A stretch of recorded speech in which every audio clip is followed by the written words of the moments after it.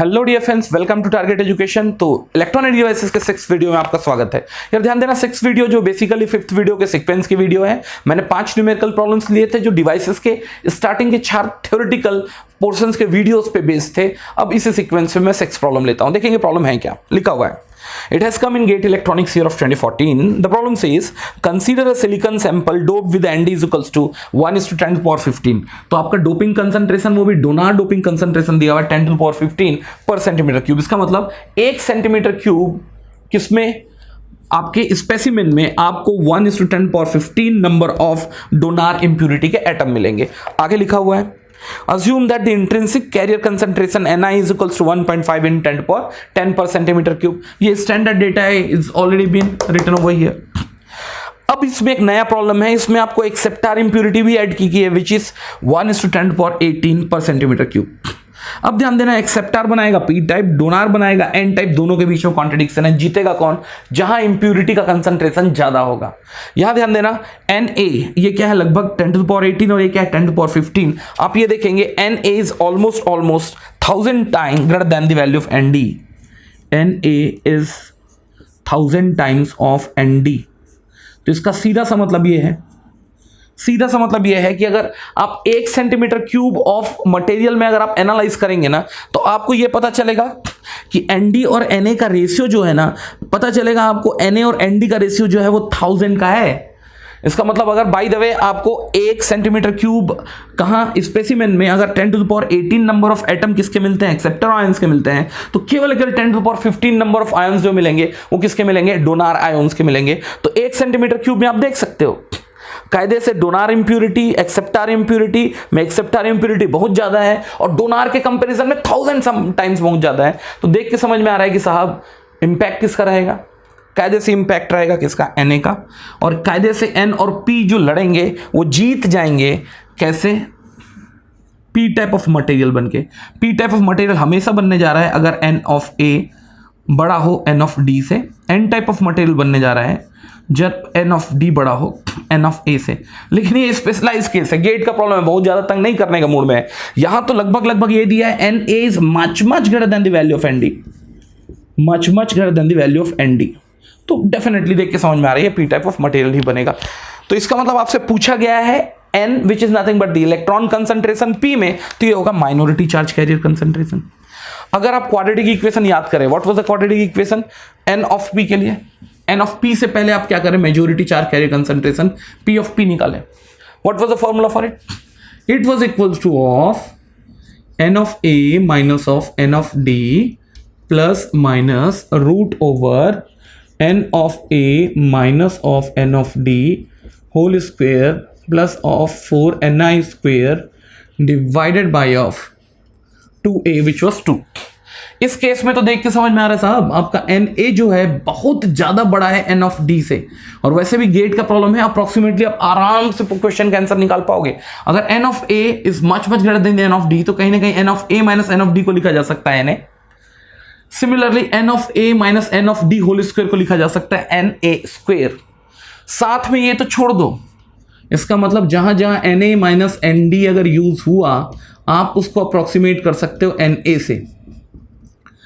इस केस में अगर आप देखते हो तो N A square, N A minus N D whole square N A square में चेंज हो चुका होगा, is much larger than the value of 4ni square. आप देख सकते हो गिवन डेटा के हिसाब से। कैसे? नहीं समझ में आ रहा तो एक स्टेप और ले लो, स्क्वेयर कर लो। N A is much greater than the twice of N I. देखो कैसे, एन ए की वैल्यू कितनी है, N A 10 where it is here it is 10^18, 10^18। और एन आई की वैल्यू कितनी है इस प्रॉब्लम के लिए, वेयर इट इज हियर, 2 से मल्टीप्लाई करोगे कितना होगा, 3 × 10^10 इज मच लार्जर। तो देख के ये समझ में आ रहा है प्रॉब्लम खत्म हो चुका है। N A minus N D को एन ए लिखो, N A minus N D whole square को एन ए स्क्वायर लिखो, और ये वैल्यू इससे बहुत ज्यादा है तो केवल होगा एन ए स्क्वायर से रूट गया बचेगा एन ए, यहां N A plus N A that becomes 2na divided by f2, बचा क्या, एन ए। तो पी ऑफ पी समझ में आता है साहब, दिमाग लगाने की जरूरत नहीं है, is equals to N A. और अगर आपको माइनॉरिटी चार्ज कैरियर कंसंट्रेशन निकालना है एन ऑफ पी, तो वो किसके बराबर होगा, ni square divided by of P of P which is equals to of N A. ni square कुछ नहीं करना है, इसका स्क्वायर करना है। तो 1.5 का स्क्वायर होगा 2.25 into 10 to the power 20 divided by of N A की वैल्यू जो है where it is, here it is 10 to the power 18 it's 10 to the power 18। तो यहां से रिजल्ट आएगा 2.25 into 10 to the power 2 atoms या 2.2 होल्स पर सेंटीमीटर क्यूब। तो आपसे पूछा गया है इलेक्ट्रॉन पर सेंटीमीटर क्यूब, तो आपको जो आंसर रखना होगा वो क्या रखना होगा 2.25 into 10 power 2 which will be equals to of 225। तो आपको केवल जो डेटा यहां फीड करना होगा वो 225 फीड करना होगा। देखो प्रॉपरली डिजाइन प्रॉब्लम है। ये प्रॉब्लम दिख रहा है कि बहुत सारे डेटा दिया हुआ है, लेकिन जब अप्रोक्सीमेट करते जाओगे ना, अगर आप एग्जैक्ट वैल्यू के कैलकुलेशन में उतर गए ना, NAND रखना चालू कर, खत्म हो जाओगे। क्यों? आप इसको घटाओगे कैलकुलेटर में, और वो भी सॉफ्ट कैलकुलेटर होगा, इसमें से इसको घटाओगे, खत्म हो जाओगे मेरे भाई। तो कहीं ना कहीं आपके गेट में जो डेटास दिए हुए होते हैं वो कायदे से आपके कंसेप्ट को चेक करने के लिए दिए होते हैं। कभी भी आपके प्रॉब्लम को ऐसा नहीं कि मैथमेटिकली लेंथी करते हैं और कोई कंसेप्ट ना हो, मैथमेटिकली सॉलिड रखेंगे आपके प्रॉब्लम को। आपको ट्राई करेंगे कि अप्रोक्सीमेशन से भी आप इस प्रॉब्लम को आसानी से एड्रेस कर पाए, and according to that the data has been properly picked out. Anyways, the answer is gonna be 225. That was my question number 6. इसी सीक्वेंस में मैं क्वेश्चन नंबर 7 लूंगा। Let's see what it is. बड़ा आसान सा question है। Question number 7 में है the band gap of silicon at room temperature is. यार ये फॉर्मूला तो लिखा हुआ है, बैंड गैप ऑफ सिलिकॉन कितना है 1.21 into 3.6 into 10 to power minus 4, और जो T है वो है रूम टेम्परेचर के लिए। मैंने पहले देखा था, I used to take the value as 300 degree kelvin, और रिजल्ट जो आएगा वो इलेक्ट्रॉन वोल्ट में आएगा। जब आप इसको सॉल्व करेंगे, कुछ नहीं, 3.6 इंटू 10 पावर -4 इंटू 300, जब इसको मल्टीप्लाई करेंगे और 1.21 से सब्सट्रैक्ट करेंगे, value will be somewhere 1.1 electron volt. तो मैं पहले भी बोला हूं, better remember this particular formula. So the answer is gonna be where it is option सी।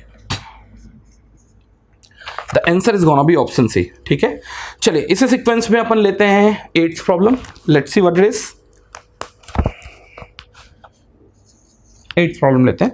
लिखा हुआ है silicon bar is doped with donor impurity N of D is equals to of 2.25 into 10 power 15। इसका मतलब donor impurity concentration दिया हुआ है 2.25 into 10 to the power 15 obviously इन पर centimeter cube. इसका मतलब 1 सेंटीमीटर क्यूब ऑफ स्पेसिमेन में आपको डोनार इम्प्यूरिटी के एटम्स जो मिलेंगे वो कितने मिलेंगे 2.25 into 10 power 15 नंबर्स। ठीक, आगे जाके देख के समझ में आ रहा है, अगर डोनार इम्प्यूरिटी है तो टाइप ऑफ मटेरियल जो होगा वो N टाइप होगा। आगे देखते हैं। Given that the intrinsic carrier concentration at room temperature for silicon Ni वो fixed होता है, as I said, for the material is fixed if the temperature is not changing, which is equals to of where it is 1.5 into 10 to the power 10 per cm cube। ठीक, आगे दिया हुआ है assuming complete impurity ionization the equilibrium electron and hole concentration। आपसे पूछा गया है equilibrium में इलेक्ट्रॉन का कंसंट्रेशन बना है N टाइप, तो N ऑफ N की वैल्यू और P ऑफ N की वैल्यू जब कंप्लीट आयनाइजेशन हो चुका हो। आयनाइजेशन का मतलब क्या होता है, ध्यान देना। जैसे सोडियम है, सोडियम का अगर आप एटॉमिक क्या देखते हैं, नंबर देखते हैं, तो atomic number use to be 11। इसका मतलब नंबर ऑफ इलेक्ट्रॉन कितने होते हैं 2, 8 और 1। अपने आप को स्टेबलाइज करने के लिए इसकी प्रॉपर्टी ये होगी कि अपने आउटर मोस्ट खाने को फिल करने की कोशिश करेगा, 1 इलेक्ट्रॉन डोनेट करेगा। और जैसे ही क्या करेगा, सोडियम 1 इलेक्ट्रॉन डोनेट करेगा ना, सोडियम पहले तो क्या था, इलेक्ट्रिकली न्यूट्रल था। अब क्या होगा, जैसे ये 1 इलेक्ट्रॉन डोनेट करेगा, ये क्या हो चुका होगा, पॉजिटिवली चार्ज। इसका मतलब अब ये सोडियम क्या हो चुका है, आयोनाइज्ड हो चुका है, आयोनाइज्ड हो चुका है। पहले किस केस में था, ये न्यूट्रलाइज केस में था। वैसे ही अगर बाय द वे आपने सिलिकॉन या जर्मेनियम, प्रोबेबली सिलिकॉन का केस है, उसमें अगर आप डोनार इंप्यूरिटी ऐड करना चालू करोगे तो डोनार इंप्यूरिटी में number of electrons at outermost shell कितने होंगे, 5। तो 1 इलेक्ट्रॉन फ्री होने की कोशिश करेगा। मैंने पहले भी पढ़ाया है, फ्री होने के लिए अभी भी उसको जो एनर्जी चाहिए होगा वो चाहिए होगा conduction energy minus of donor energy, जो लगभग होता है 0.01। किसके लिए, जर्मेनियम के लिए, और सिलिकॉन के लिए कितना, लगभग इतना। और जैसे ये इलेक्ट्रॉन फ्री हो जाएगा, कौन सा इलेक्ट्रॉन, जो आउटर मोस्ट सेल में 5 इलेक्ट्रॉन थे, अगर वो फ्री हो गए तो कायदे से आपका जो डोनार इंप्यूरिटी एटम है ना, अब वो आयनाइज हो चुका है। क्यों? पहले इलेक्ट्रिकली न्यूट्रल था, क्योंकि उसके पास जितने प्रोटॉन थे उतने ही इलेक्ट्रॉन थे। अब वो इलेक्ट्रॉन बाहर गया तो पहले से क्या हो चुका है, पॉजिटिवली चार्ज हो चुका है, आयनाइज हो चुका है। ये प्रॉब्लम में बोला है कि कायदे से हर एक जो एटम है ना इंप्यूरिटी के, उस सब के सब आयनाइज हो चुके हैं। इसका मतलब वो इलेक्ट्रॉन रिलीज कर चुके हैं, 5 में से 1 इलेक्ट्रॉन रिलीज करके वो क्या हो चुके हैं, आयनाइज हो चुके हैं। इसका सीधा सा मतलब क्या हुआ कि जो एनडी भाई साहब है ना, वो अपनी तरफ से 2.25 × 10⁻15 नंबर 15 पर centimeter cube number of electrons इनने क्या किया है, रिलीज किया है, या फिर पूरे के पूरे पर सेंटीमीटर क्यूब में इतना डोनेट किया है। ठीक, हाँ, तो ये ध्यान देना, आयनाइजेशन का मतलब ये होता है कि कायदे से वो सब के सब जो इलेक्ट्रॉन्स हैं, 5वां इलेक्ट्रॉन, वो फ्री इलेक्ट्रॉन है इंडिविजुअल डोनार एटम से। Should not be any confusion it, ध्यान देना। अब थोड़ा सा ध्यान देना, आपको n ऑफ n और n ऑफ d की कैलकुलेशंस के बारे में पूछा गया। यार मैंने इससे रिलेटेड कई प्रॉब्लम लिया, यहां से देख के समझ में आ रहा है साहब, आपका n ऑफ d जो है बहुत बड़ा है ट्वाइस ऑफ ni से। देख सकते हो n ऑफ d जो है 2.25 × 10⁻15 है, और ये क्या है 1.5 को अगर 2 से मल्टीप्लाई भी कर दोगे तो कितना है, 3 × 10⁻15 है। लगभग ये क्या है, 10⁵ टाइम्स बड़ा है। और इस केस में आप क्वाड्रेटिक इक्वेशन को अगर अप्रोक्सीमेट कर लें तो पता चलेगा n ऑफ n जो होगा n ऑफ d के बराबर होगा, और जो इस प्रॉब्लम में दिया हुआ है 2.25 × 10⁻15, ये होगा आपका n ऑफ n या n ऑफ d की वैल्यू। ठीक, और आपको अगर by the way p of n की वैल्यू निकालनी है, मास एक्शन लॉ से निकलेगा, which will be equals to ni² divided by of n of n, और इस प्रॉब्लम में ये किसके बराबर है, n ऑफ d के बराबर है।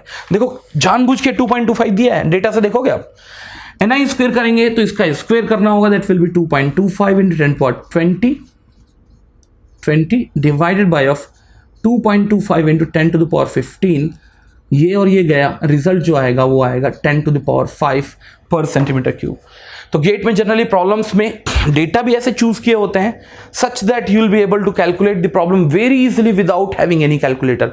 और अभी आपके पास सॉफ्ट कैलकुलेटर आया है तो कहीं ना कहीं प्रॉब्लम पहले से ज्यादा कंसेप्चुअल हुए हैं और लेस कैलकुलेटिव हुए हैं, तो आंसर जो आएगा 10⁵ आएगा। Anyways, what is the best most answer out of it, where it is 8th, here it's gonna be 2.25 for the n0, yeah, for the n0, and similarly for pn or p0 it's 1:10⁵ obviously per centimeter cube। इसने क्या लिया है, n0 और p0 लिया है, क्योंकि thermal equilibrium के बारे में बात कर रहा है, मैं भी थर्मल इक्विलिब्रियम के बारे में बात कर रहा हूँ, तो इसने pn को p0 लिया है और सिमिलरली n of n को n0 लिया है। But anyways the answer is correct, hence the answer is gonna B D. Is that part clear? चलिए इसी सीक्वेंस में अपन क्या करते हैं, 9th प्रॉब्लम लेते हैं। देखिए 9th प्रॉब्लम है क्या, 9th प्रॉब्लम एक्चुअली में डिजाइन प्रॉब्लम है, मैंने इसको किसी गेट से नहीं उठाया हुआ है। 9th प्रॉब्लम में लिखा हुआ है, प्रॉब्लम पढ़ेंगे। A sample of silicon at 300 Kelvin is doped with boron at a concentration of 2.5 × 10⁻13 and with arsenic at a concentration of 1.5 × 10⁻7। the material is, किस टाइप का मटेरियल है, और आपको साथ में ही निकालना है कि कायदे से P0 और N0 की वैल्यू क्या है। एनीवेज यहाँ ध्यान देना, इस प्रॉब्लम को थोड़ा अच्छे समझूंगा मैं। आपने जो क्या किया है, इम्प्यूरिटीज ऐड की है 2.5 × 10⁻13, ये किसकी इम्प्यूरिटी, ध्यान देना बोरान। और बोरान जो है वो पहले भी देखा हुआ है, बोरान कहाँ गया, यहाँ। ये क्या है आपका ट्राईवेलेंट मटेरियल है, इसका मतलब मैं ये बोल सकता हूँ ये एक्सेप्टर इम्प्यूरिटी है जो कल के दिन रिस्पॉन्सिबल होगा पी टाइप बनाने के लिए, जब इसका कंसंट्रेशन डेफिनेटली डी से ज़्यादा हो। इसकी वैल्यू दी हुई है 2.5 × 10⁻13 एनडी इसलिए बोला है क्योंकि अब मैंने इस आर्सेनिक यूज किया है। आर्सेनिक की वैल्यू जो है वो है 1.5 × 10⁻7 पर centimeter cube.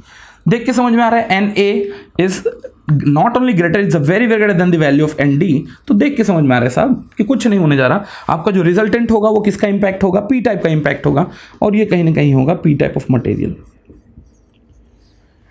P type of material. ठीक, अगर आप क्वाड्रेटिक इक्वेशन से अगर आप इसको क्या करेंगे, फॉलो भी करेंगे, if Na is much greater than the value of Nd, Na - Nd will be approximately equals to of Na। तो यहां से आपको एक चीज तो समझ में आ जाएगा P of P will be approximately equals to of NA। ये तभी का केस है when NA is much greater than the value of ND। NA कितना है इस प्रॉब्लम के लिए 2.5 into 10 to the power 13 per centimetre cube. तो चलिए इसमें सबसे पहले तो कुछ चीजें रूल आउट कर लूं मैं। जो मटेरियल बनेगा वो क्या बनेगा, पी टाइप बनेगा, और उस केस में आपका पी ऑफ पी या फिर majority charge carrier concentration as a hole जो रिजल्ट आएगा वो आएगा कितना 2.5 वेयर इट इज, या 2.5 into 10 to the power 13। so the answer is gonna be the best most answer is gonna be what, option number B. Option number B, तो यहां जो answer आएगा वो क्या आएगा, option number B. So that's what the best most answer is all about. ठीक है, और ये था आपका क्वेश्चन नंबर 9। Question number 9। तो एक चीज ध्यान दिया होगा, फेयर आइडिया आ गया होगा कि किस टाइप के प्रॉब्लम को अपन को कैसे अप्रोच करना है, और कंसेप्ट ऑफ अप्रोक्सीमेशन और concept of mass action law कैसे यूज करना है। मास एक्शन लॉ हमेशा आप माइनॉरिटी चार्ज कैरियर कंसंट्रेशन के लिए यूज करेंगे, ये तो मेजोरिटी था, मास एक्शन की जरूरत नहीं पड़ी। ठीक है, और आई थिंक इसके बाद आपके, चलो एक प्रॉब्लम और ले लेते हैं। ये फिर आया हुआ है गेट इलेक्ट्रॉनिक्स ईयर ऑफ 1997 में। देखो प्रॉब्लम है क्या, ये आप लोग जज करने की कोशिश करना क्या है। Intrinsic carrier density of silicon, यार इतना ही होता है ये पता है, 1.5 into 10 power 10 for N type silicon doped to 2.25 into 10 power 15 atom per centimeter cube. N type है तो इंप्यूरिटी होगी डोनर।